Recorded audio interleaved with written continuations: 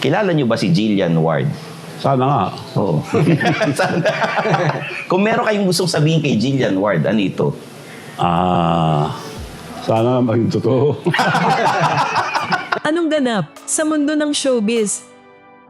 Mariing itinanggi muli ni Chavit Singson ang kumakalat na chismis na may special relationship umano siya sa aktres na si Jillian Ward, ngunit pabirong sinabi na sana raw ay maging totoo na lamang ang usap-usapan.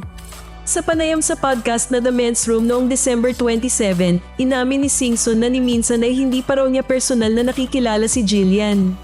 Sabi niya, mas mainam daw sana kung magkakilala sila upang sabay nilang malinaw na maipaliwanag at i-deny ang mga alegasyon dahil pareho naman daw silang tumatanggi sa issue. Gayunman, nang tanungin kung ano ang gusto niyang sabihin kay Jillian, pabirong sagot ni Singson, sana nga maging totoo, na agad namang ikinagulat at ikinatawa ng mga host. Kilala niyo ba si Jillian Ward? Hindi. May magpapakilala para pareho namin de-deny yung...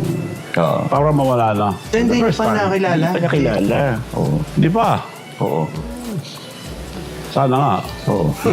Sana. Kung meron kayong gustong sabihin kay Jillian Ward, ano ito? Sana maging totoo. Matatanda ang noong Oktubre ay parehong itinanggi ni na Singson at Ward ang isyong tinaguri ang sugar daddy rumor na nooy ikinasakit at ikinaiyak ng aktres dahil sa epekto nito sa kanyang pangalan at pagkatao.